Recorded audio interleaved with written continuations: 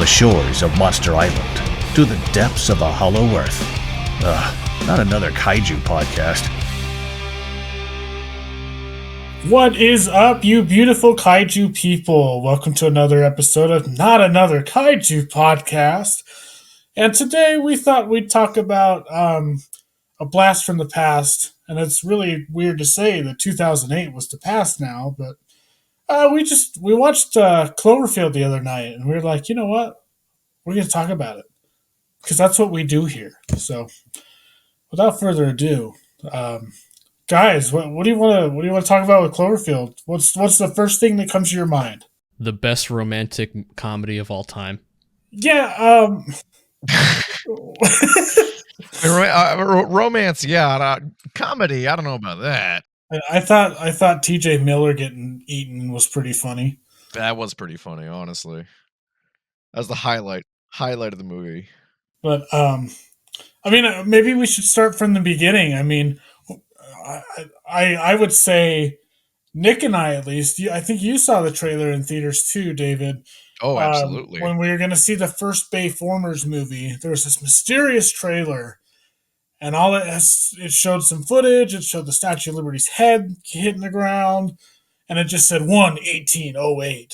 So this mysterious movie was coming out in January. And New York was getting absolutely eviscerated. What was your reaction to that? Like, what did you guys think it was? Godzilla! I mean, it was so long ago now that I barely even remember. But, I mean, I remember being really excited because I don't know what the hell it was going to be. A lot of people were saying Godzilla. I think I mentioned this last night, but I remember seeing people saying, "Oh, it's Voltron," because it sounds like someone saying, "I saw it. It's a lion." It's like, no, I don't think that's going to be Voltron. But yeah, no, I really wish I could tell you more about what I was feeling back in 2007, 2008. Oh, it's all good. It was a long time ago. I know. We're old now, boys. I was like, "Yo, that looks like Godzilla, but scary." I was like, "Whoa, this is pretty intense. I got to see it."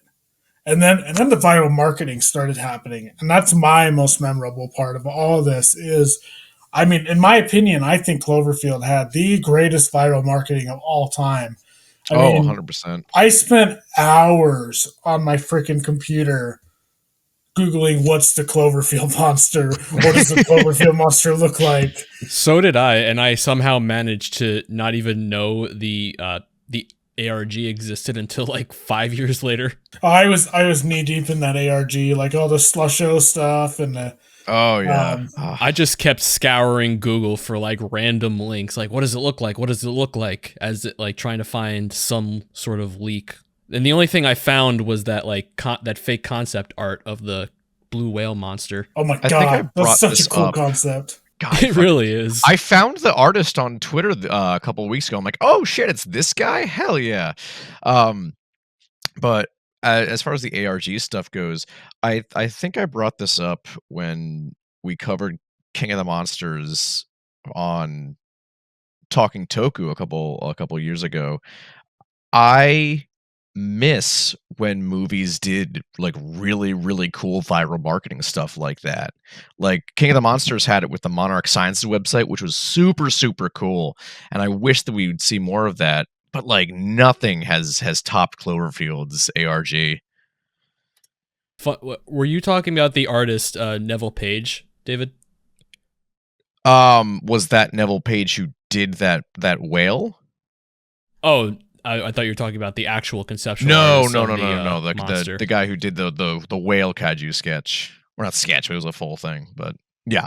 I was just going to bring up a fun fact about Neville Page. If you go on the Cloverfield wiki to the external link section of Neville Page, the link to his official website brings you to a virtual slot machine website. What? Okay. Yeah, I'll link it to you guys, but he does have an official website, but you actually have to type it in. The external link on the wiki just brings you to this website. Neville Page is trying to steal our dollars. God. TekkenSlot.com. Tekken? Like the fighting game? Yo, Clover. Clover's coming to Tekken 8? That's crazy. Oh, let's fucking go, dude. Well, I mean, the movie's fresh in our heads. What do you guys want to highlight? Just how it's one of the last great found footage movies. Probably that and Paranormal Activity. And maybe Unfriended. I mean, I think this is the last. Unfriended? Wait, what the? Why was Unfriended the one you went? Okay. I said that. Hold on. Wait. Let me defend myself. Jesus Christ. I'm sorry. I'm too busy playing Devil Page's slot machine up here. Okay? Oh, okay. Of course. What I would say is the last found footage film to really make an impact, and the way that found footage movies usually do. Because think about it. You have Blair Witch Project. All these movies get around because of word of mouth. And back when Cloverfield was coming out, everyone was talking about it. Paranormal Activity, everyone was talking about it. For like the 5 minutes that Unfriended was in theaters, it was pretty popular. I mean, I saw a couple of YouTubers make parodies of the trailer back then, and that was a big deal in 2014. But it's just, I don't feel like found footage movies, yeah, they still exist, but how often do you really hear about them? There's a bunch. Yeah, there's some. I mean, There's Hell a bunch, House. dude. Hell House has Yeah. like a whole series now. Hell House, Deadstream. Deadstream came great. out last year. Deadstream is Deadstream's fantastic. great. What was that one with like the psycho Uber driver? He goes around killing people. Oh, I know exactly what you're talking. I don't remember the title of it There was though. that Shudder one that was like a Zoom call. But my point is, we never hear about them because, Yeah, we do. I mean, you just didn't. not really. I mean, Yeah, Nick, where have you been? What rock have you been living under? obviously a big one because I have never heard of any of these movies other than that the Uber driver one. And that's only because I saw it on my Instagram feed like twice, looked You up need some to- clips on you need YouTube, to and then get- forgot you about need it. to get a Shudder account, my friend. Go watch Hell House. I am not love Hell paid House. by or endorsed by Shudder. I am just. We a fan should of be the though. service. We should be.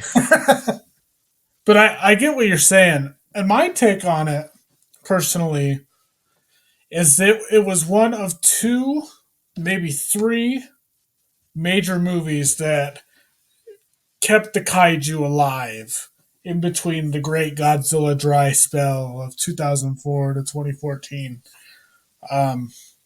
He had Jackson's Kong. He had Cloverfield. I'd say Pacific Rim, but that was like right on the cusp. We knew Yeah. Godzilla was coming back. But That was Kong like the and appetizer Cloverfield- before the main meal. Kong and Cloverfield kind of held down the 2000s. I mean, the host too, but in terms of like American cinema and major monster movies, those two, and they're so drastically different, which is really rad. People like really shit on found footage movies, but I think I think the reason for that is because we got so in the wake of Paranormal Activity, especially, we got so many that just weren't good. They were diamonds in the rough, of course, but with how well Paranormal Activity did, like everyone's like, "Oh, I can do this." They are easy to make. You can make them for the budget of $5 and a couple Skittles from your pocket. Exactly. And but Cloverfield they didn't make- have that. well, that's because it was made in an era where found footage movies weren't like shat out every 5 minutes and just people were just so sick of them. Yeah, but it's a good contrast because Paranormal Activity came out in 2007. It was made on a budget of maybe $5,000, and it made a whole boatload of money. Cloverfield's budget is reportedly $25 million, which is still a little smaller, but that's pretty sizable for found footage.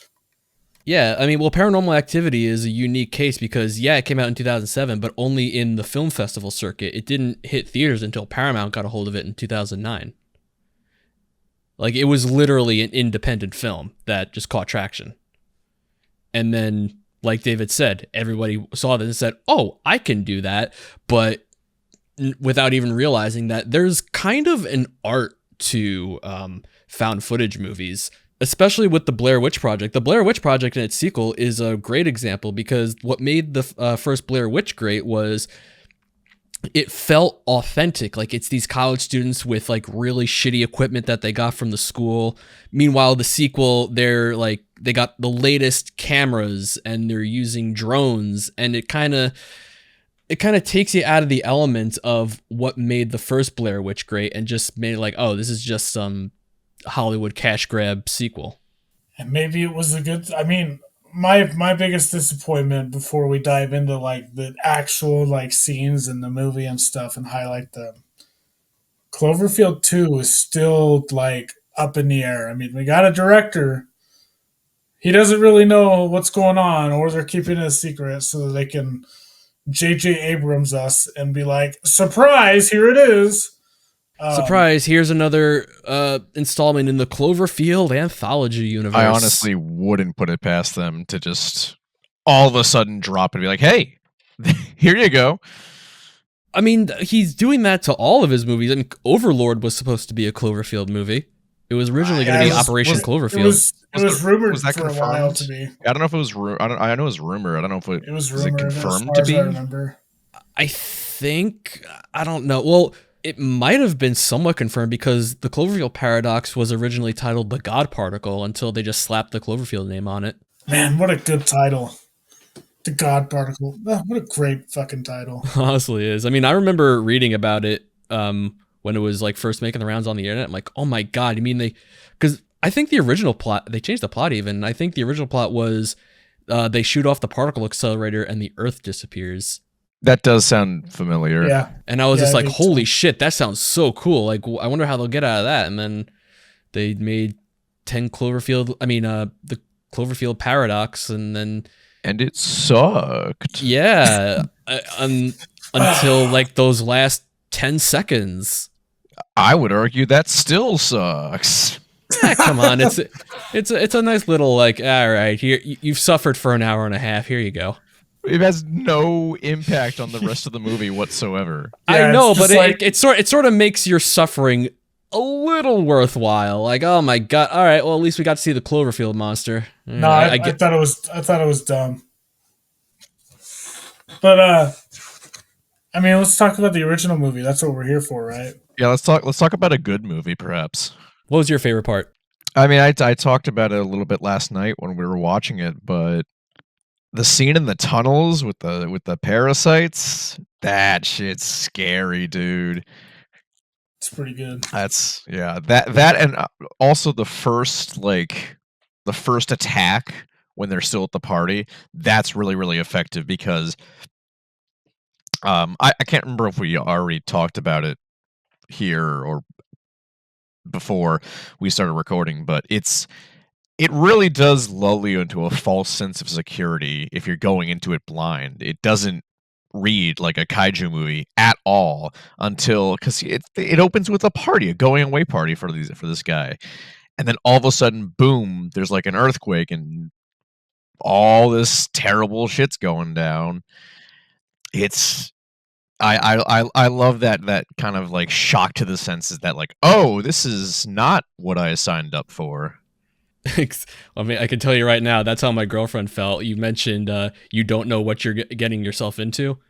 Because the other night, I put this on, no context, ignoring all of her questions about what it is, what the movie's called, what it's about. I just told her, oh, you'll like it. It's a romance movie. I mean, I was kind of right. and then the monster showed up and she was just like, oh. Okay. A disappointed Hey, this she shit was again. engaged. She was engaged. Not another kaiju movie. I mean, that's honestly, I think, one of the best ways to show someone a movie like this. You just throw it on, don't tell them anything, and see what happens. Like, it really puts them into the perspective of HUD and Marlena and Jason. God, I think I'd agree with David. That initial New York attack just forever is etched in my head. You know, that Statue of Liberty head hitting the ground and just nobody really knowing what the hell is going on. It feels like a disaster movie, and you could say that for a lot of kaiju films.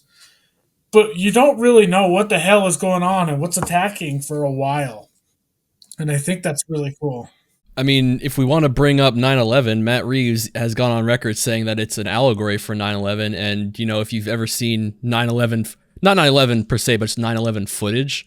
And if you've ever watched any of that stuff, like there's people, just listen to the people in the background. Like, what is this? Why is it happening? What's going on? So. Yeah. And I think Cloverfield might be it's that post 9/11 era that influenced Hollywood, where all these disaster movies or epic, like Man of Steel, for instance, on the other end of the cinema spectrum, is they were just so heavily influenced by 9/11. It's kind of crazy to look back on. I mean, shit, it was 2008, man. January 2008. It was 6 years and some change, not even 7. That's still pretty recent, man. I'm sure that was kind of freaky for some people. Robot Chicken did a Cloverfield sketch, and that was one of the main jokes. Did they? Yeah. The joke is that all the New Yorkers aren't scared. They just get pissed at the monster, saying like, wow, 9/11 wasn't even that long ago, and you're doing this? What a douchebag you are. That's pretty good. Yeah, the parasites are phenomenal, too. That's such a great scene. You're like, I think if I recall right, the rats are down there, and the rats start fleeing, and you're like, what? And is that what we have to do to take care of our rat problem? Yeah. Just put a bunch of giant, gross monsters. Yeah. Yeah, I do. Oh, go ahead. Oh, go ahead. I was going to say my favorite shot, I can visualize it in my head. It's when they're firing the missiles at Clover, and Clover kind of lurches down and like goes, hey, cut that out. One of my favorite monster shots of all time, when you finally see what the hell it is. Oh, the initial when they run into the subway? Yeah, I think so. They're like, the military's firing the missiles and stuff, and Clover gets hit and like lurches down and roars. Like, I think that's the first major look at his face. And yeah. It really is a cool shot. I was gonna say that was my favorite sequence. I remember when I was 10, Marlene's death kind of freaked me out too. I'd never seen anything like it. Like, it's brutal. You don't even see it in all its detail. It's really visceral, brutal. dude. I'm just like, I had to replay it. I thought she got like shot or something. And every time I show people this movie, they're always like, because it happens so quick. They're like, did she get shot? And I have to say, like, no, she exploded. She blew up. And that's something they could do in this. We could probably spend a good chunk of this recording speculating on what a sequel would be like. Before we move on, I was just gonna say, like, that happens. So Marlena explodes because a parasite bit her, and some whatever virus or infection is going through her body or something. You gotta think. Parasites bit many more people. Like, remember in the beginning when they're filming the news, like that guy that got trampled by like 10 of them? Yes. And if we're looking at a timeline, from the time she got bit to the time she died, it was only a couple minutes. So you got to think there must have been like people just exploding in the streets of New York. Yep.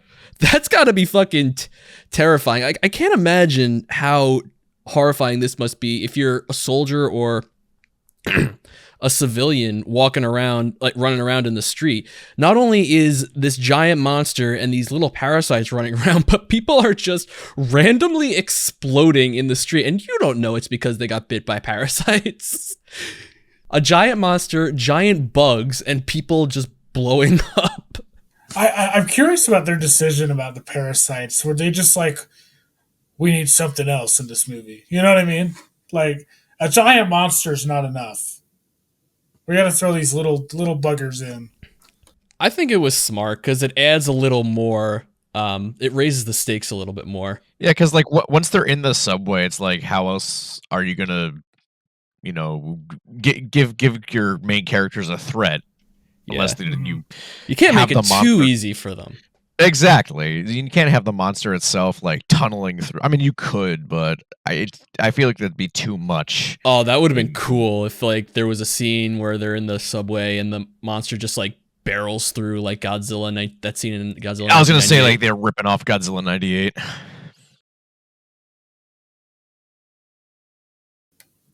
Um, But anyways, I cut you off, Jacob.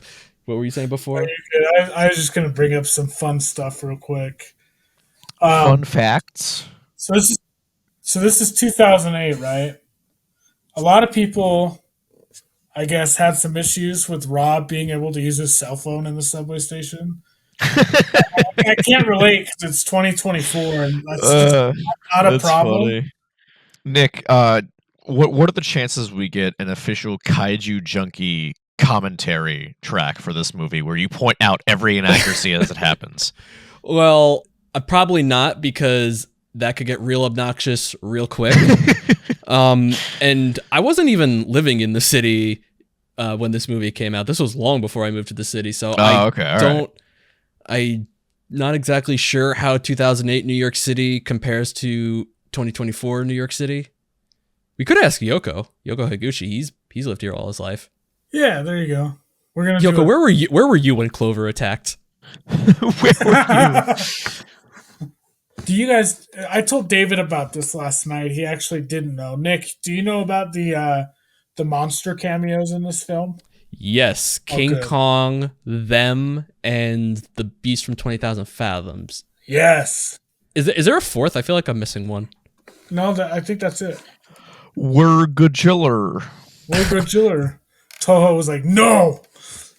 Well, I read this years ago, but JJ was reportedly in Japan for his Mission Impossible movie and was looking at some Godzilla toys, and he claims he was like, I was looking at these Godzilla toys, and I was like, man, America needs its own monster movie.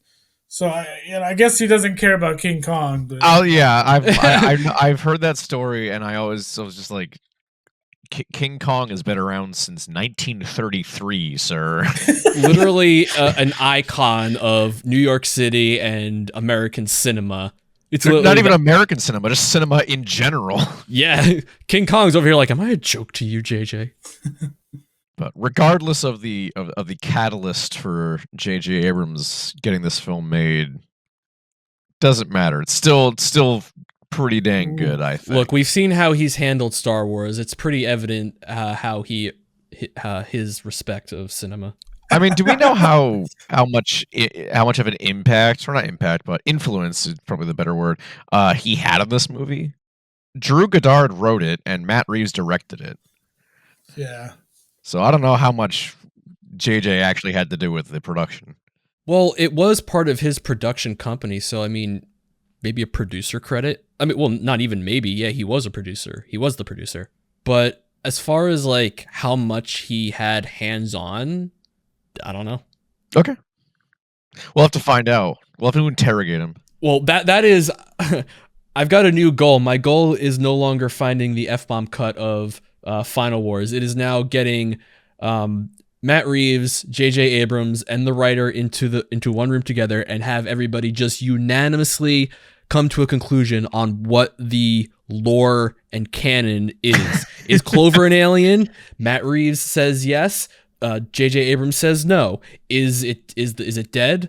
I forget which one said yes and which one said no, but they both have different answers. It's just so frustrating to me that none of the creatives behind this project can unanimously agree on what the canon is, and that they all have their different answers.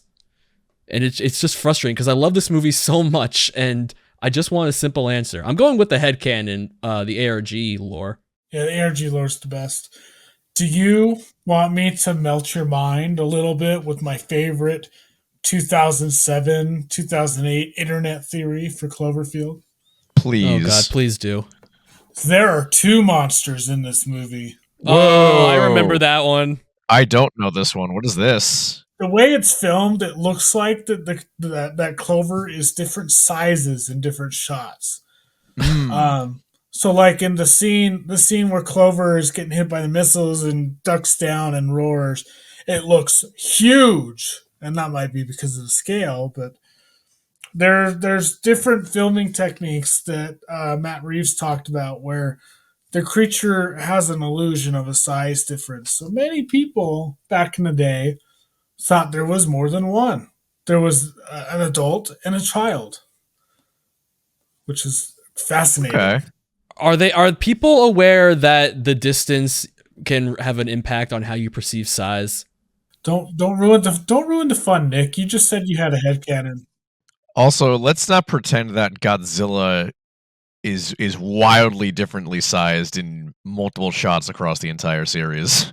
I think it's safe to say we can chalk that up to just minor mistakes in the visual effects and the CGI that the editors and the producers just didn't really care too much about. I'm gonna counter that, Nick, with that the CGI designers intentionally enlarged the head of the Statue of Liberty after test screenings were weirded out that it was so small when they tried to make it exact to scale.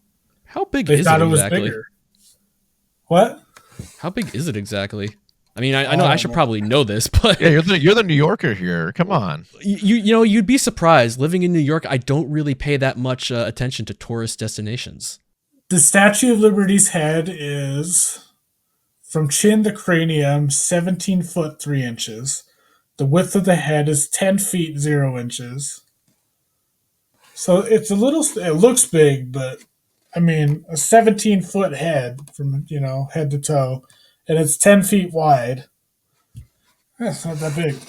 But yeah, they intentionally modified it. I'm That makes struggling sense, with though. I'm struggling with the existential realization that the Statue of Liberty's head could fit in my apartment very, very easily.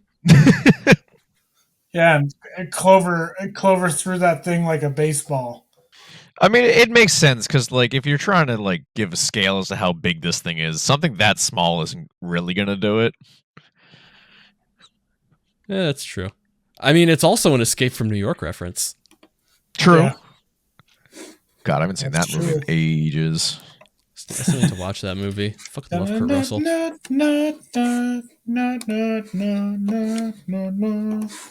So let's discuss our theories, guys. You said the director and the producer both had different ideas as to is the creature dead or not. What do you guys think? Without their opinion swaying you, do you think the government killed Clover? The ARG is canon and the monster is dead. Boom. That's it. There we go. I refuse to believe otherwise. I can't remember where it confirmed it was dead in the ARG though. It's been a minute. Well, I'm going by the person who made the movie said, yes, it's dead. Okay. That's not the ARG. That's the person that made the movie. Yeah. Well, you did ask, like, what's canon and is the monster dead? That was your question. You didn't say, like, does the ARG or does the monster's death connect with the ARG?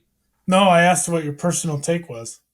Okay, yeah, that's my personal take. The ARG is canon, and the fate of the monster is that it's dead, just like J.J. Abrams said. Perfect. David, what about you? I've always kind of viewed it as that he was dead. I don't really pay attention to the ARG about it, but I just kind of assumed he was dead. That's how most one-shot kaiju movies go. Yeah, think about how many kaiju movies from the 50s end with the monster dying. Precisely. All of them. Literally. Man, we took out the monster, say? I guess I'll be the contrarian. I'm good at that. Okay. Go ahead. We don't see a body. The first rule of cinema is if we don't see a body, it's not dead. Oh, This is come true. on. It's true. Secondly,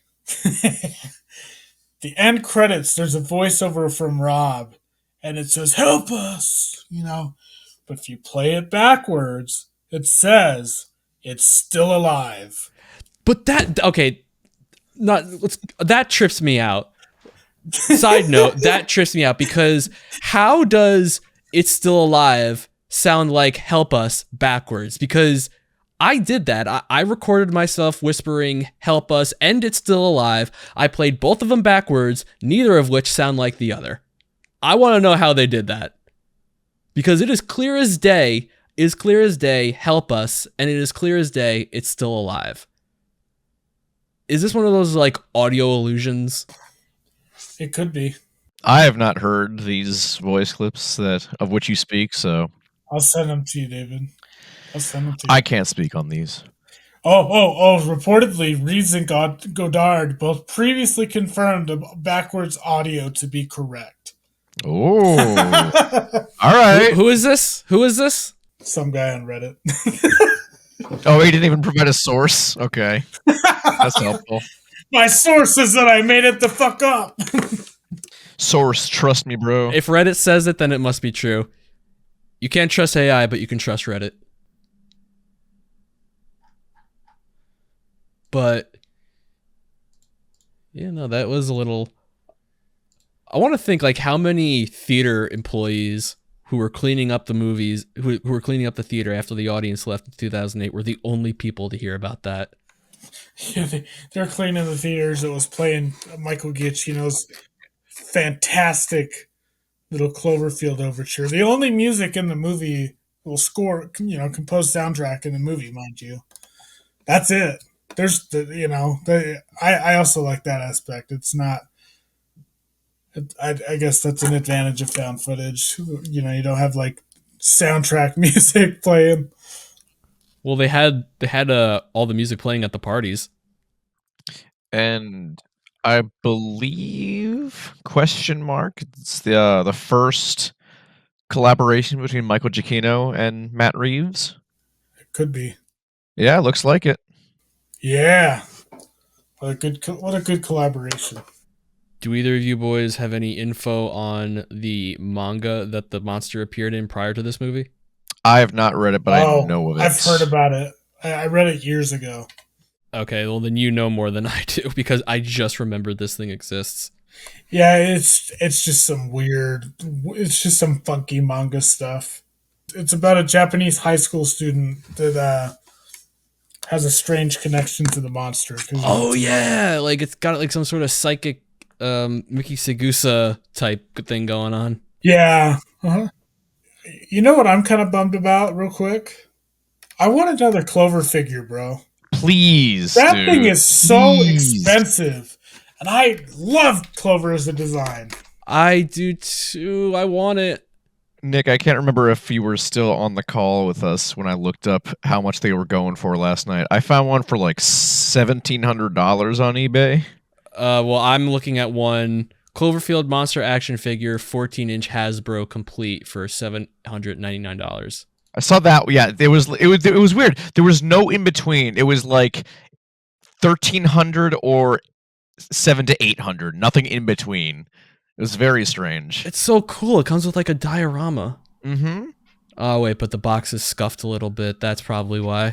But yeah, no, I you know what? And I want to talk about the design of the monster because like you see a lot of people nowadays talking about how a ton of monsters nowadays just rip off the design. Like you see people talking about that with the Mutos, the Death Angels from A Quiet Place, stuff like that. I can see it more with the Death Angels than the Mutos.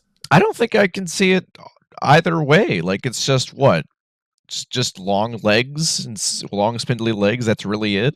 I don't buy it. Well, people just want a reason to be mad and bitter on the internet, so they'll grab at straws. This is true. I mean, I'm looking at it now. I'm looking at it side by side. I can see it a little bit. Like in the legs, definitely. I don't look at it and say, "Oh, that's ripping off Cloverfield," but I could definitely see like where some inspiration may have taken place. I think it's just a Western design thing. They always do those funky appendages, like arms and legs that are over exaggerated and stuff. Yeah, and multiple joints on arms and legs. Yeah. Mm-hmm. But I just think that's a design thing in the West.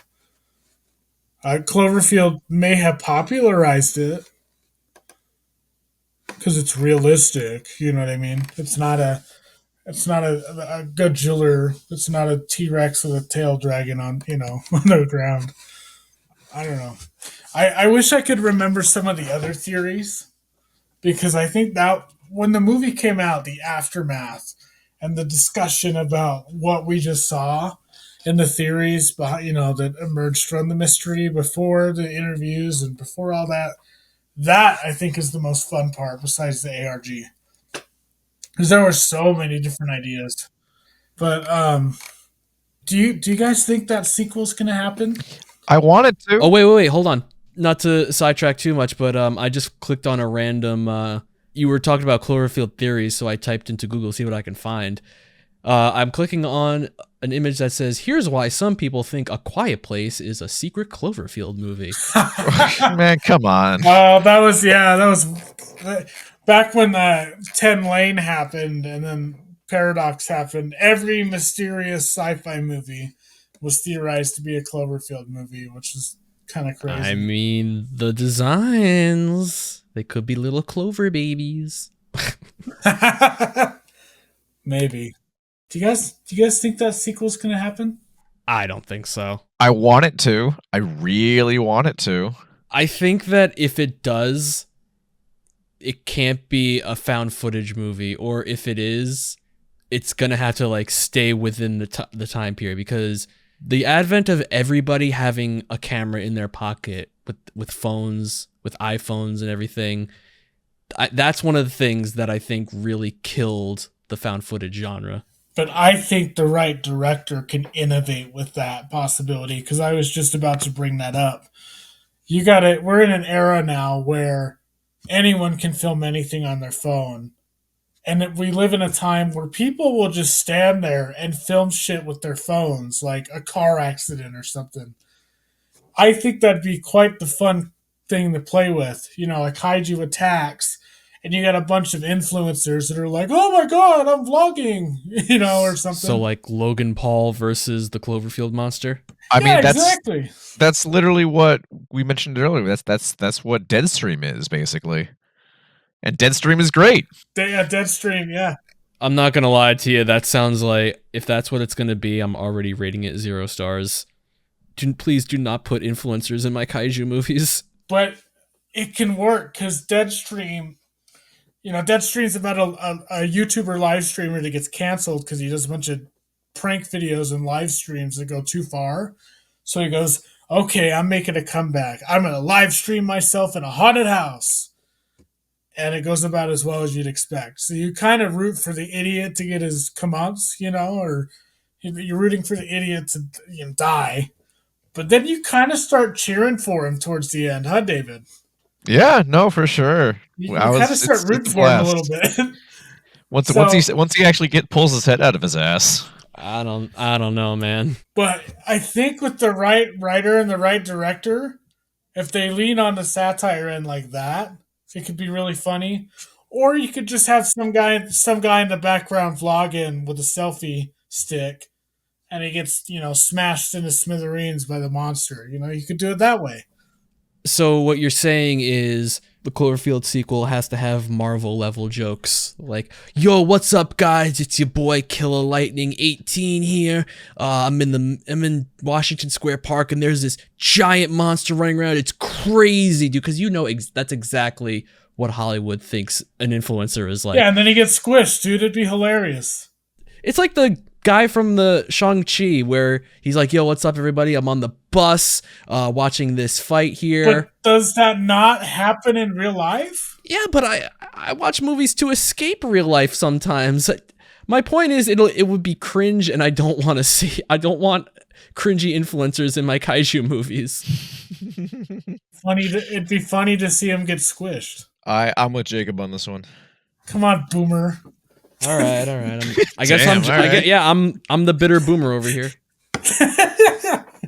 I'm just kidding. But no, I mean that's why it's hard, because we live in this constant, chronically online age where, I mean, found footage as an idea was already stupid to begin with, because who's lugging around that freaking video camera in 2008 while a giant monster's attacking? I don't know. Maybe somebody would. Because people are going to want to know how it all went down. Exactly. That's why they're going to document it on their phones. They're going to put it on their Snap story, bro. Oh, my God. Pointless Hub, he did a video essay on this movie recently, and I think he mentioned it really only is a movie that can exist in 2008. Because, like I just said, everybody has phones now. Back then, not everybody had access to recording video. So I just don't see, unless they unless they're really smart about it, I don't see a Cloverfield sequel panning out. Like they gotta, it would be, I just think it would be really hard to pull off. I agree. It's a challenge. And I'm declaring it now. If that sequel ever does see the light of day and they do manage to make it work and it turns out to be a banger, I will come on this podcast and I will publicly say, you know what? I was wrong. You're going to say, Nick Jacob, I'm so was sorry wrong. I doubted you. You are the smartest man on this podcast. Yeah, you gotta. Maybe not go that far, but I will say, like, you know what, Jacob, I was wrong. You were right. This movie's a Cloverfield sequel can work, but with the way that the Cloverfield brand has been handled for the past couple years, I don't know, man. I don't know. This could be the comeback, but I do agree with your idea too, Nick. We have all these period piece movies that take place in the 80s and stuff. There's been some indie dramas that take place in the 2000s, but they could totally just set it in 2008 and period piece that. Just make it a month after the original. Didn't one just come out literally titled Y2K? Yeah, Y2K. Yeah. Just and people are saying it's real good. I want to see. It's by Kyle Mooney of all people. Yeah. But yeah, these are all great ideas. I mean, David, where do you land on this? I mean, Nick and I have just had a discussion ourselves. Like, I don't know that because Cloverfield up to this point has been an anthology series. Like they've been largely unconnected with each other. It's kind of weird to think about having a direct sequel to this film. I don't even know where they would go with it. I mean, so I know. Obviously, there's is the monster alive? Is it not? And I seem to recall, I can't remember who said this, but I seem to recall it being mentioned that the monster we see in the movie is a baby. Yes, it is. And so, if we're going off that, like I assume there's a parent out there, which I guess is what we saw at the end of the Cloverfield paradox. But now, who said that though? Because according to the three people who had creative control over this movie, there's a million different endings. There's a million different interpretations on what the monster is. It's fate. So it really all depends on who's talking. I know, yeah, but I mean that's clearly with so many differing opinions from the creative team, there really are a plethora of avenues you could go down to make the film. I don't even know what I personally would want. It's hard to say. I just want the sequel. I don't care what it is. I just want it.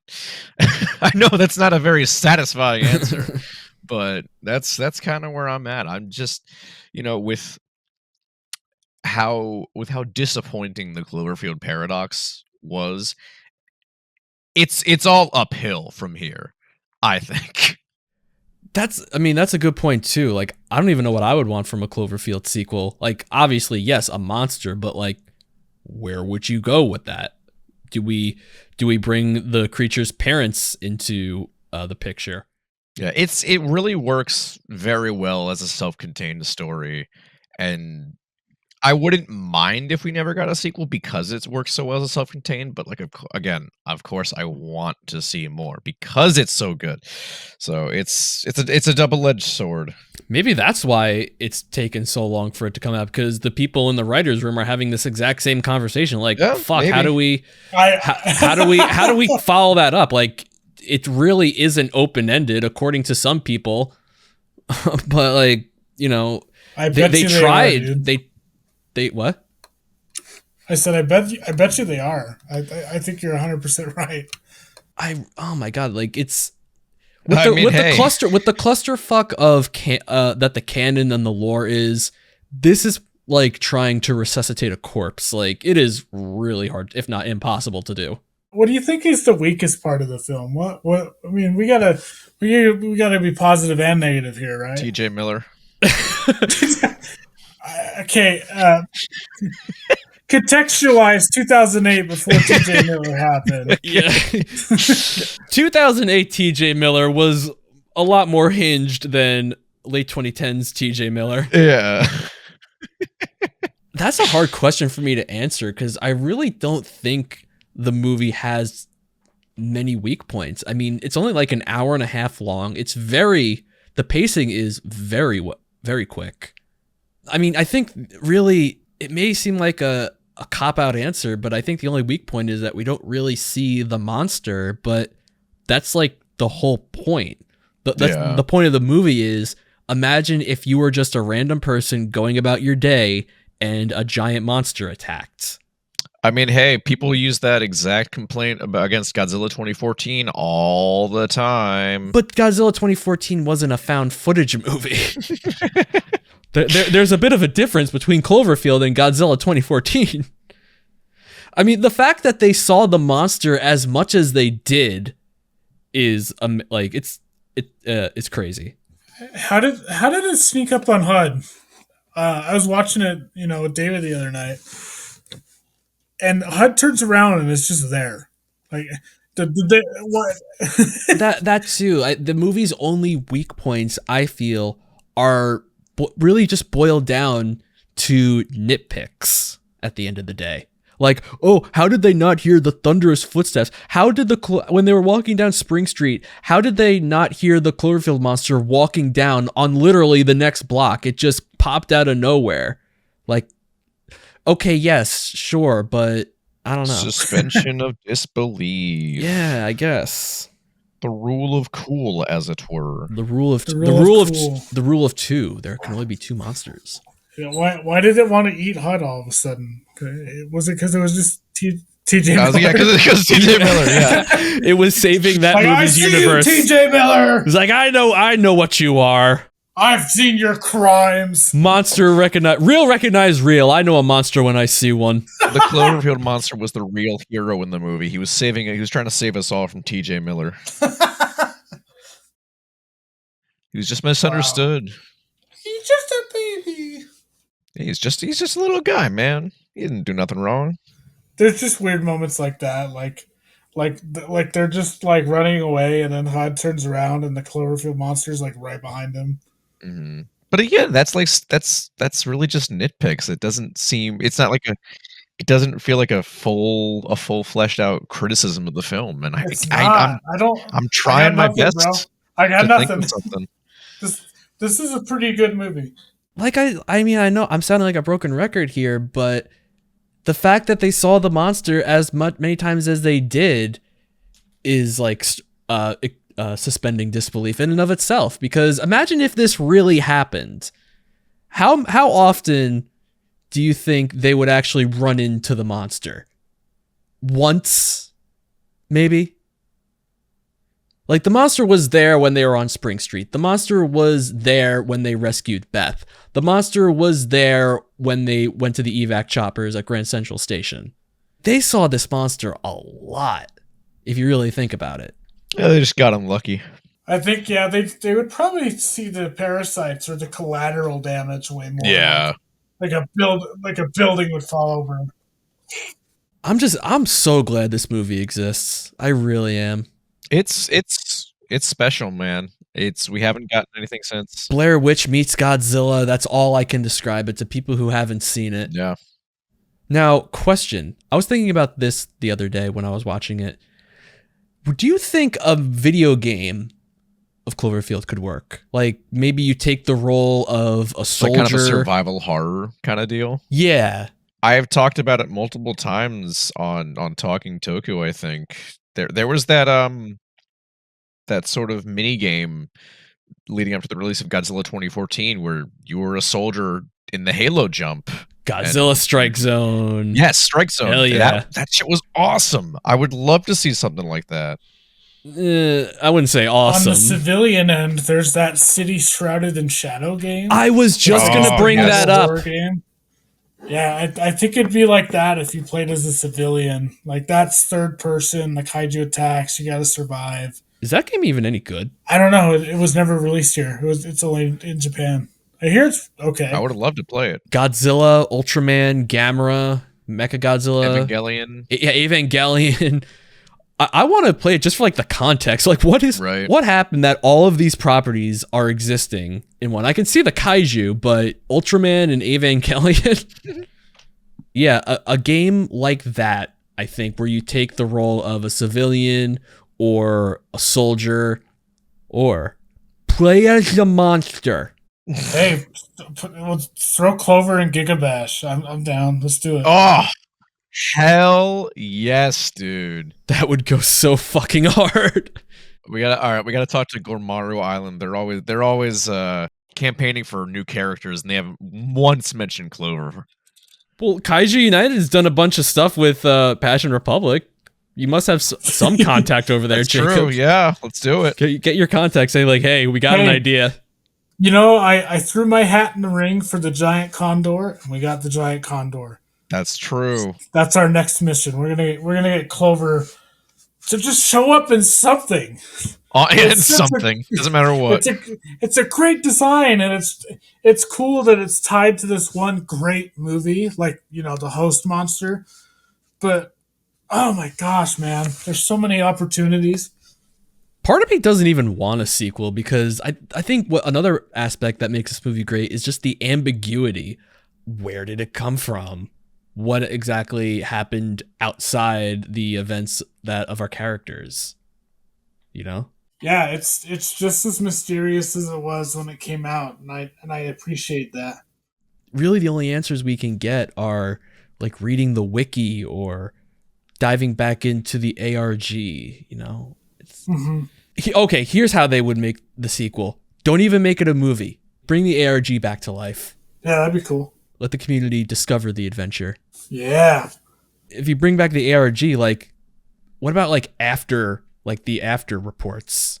Like photos? That was one of my favorite things. That was like the DVD bonus features kind of did that a little bit, where it was like, this is the government's file about the project designated Cloverfield incident with the large scale aggressor. You know what I mean? That shit was cool. Dude, the government in real life is declassifying files all the time.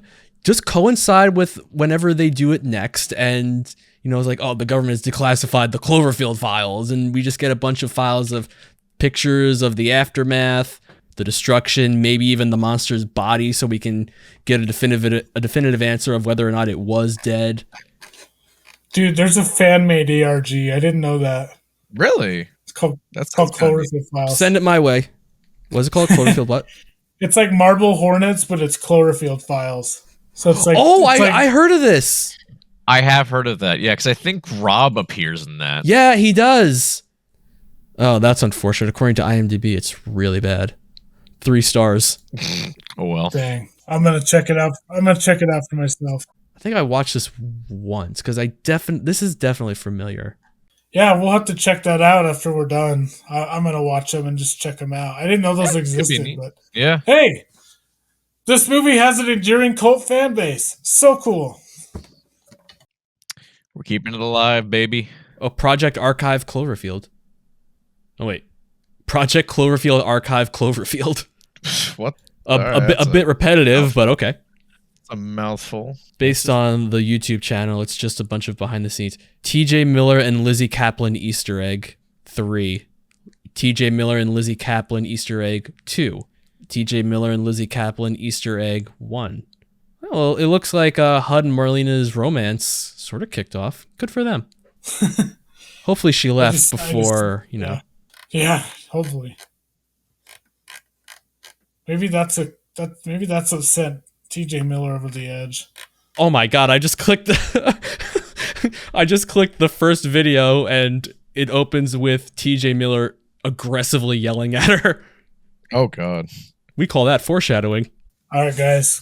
Closing thoughts. What would you go ahead. I had a good closer question. For somebody that's getting into these kaiju movies, because we're all about accessibility on Kaiju United, sell the listeners who may, in some interesting fashion have never seen this movie. Why should they go see it? Why should they put this at the top of their must-see list? It's Blair Witch Project meets Godzilla and a woman straight up explodes. I mean, that's a pretty succinct way to put it.